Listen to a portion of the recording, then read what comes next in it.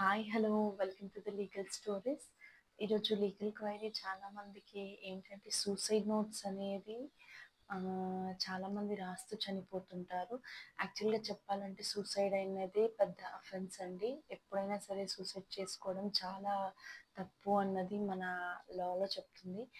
కానీ కొందరు సూసైడ్ చేస్తూ తన లెటర్ రాయడం కానీ లేదా వాళ్ళ హ్యాండ్ పైన రాసుకోవడం కానీ ఇలా చేస్తూ చనిపోయారు అంటే డెఫినెట్గా అది ఎవిడెన్స్గా కేటగిరైజ్ చేస్తారు.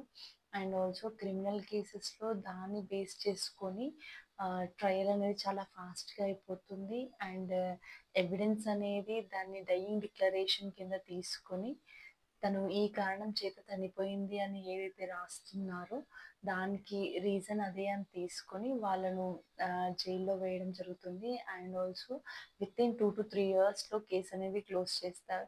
బట్ ఒకవేళ సూసైడ్ నోట్ తను రాయకుండా వేరే వాళ్ళు రాస్తే దాన్ని కూడా వాళ్ళు కన్సిడర్ చేస్తారా అంటే అది డిఫరెంట్గా ఉంటుందండి. బికాస్ ఫోరెన్సిక్కి పంపించి వాళ్ళు తనే రాసిందా లేకపోతే వేరే వాళ్ళ అన్నది వాళ్ళు ఫైండ్ అవుట్ చేస్తారు.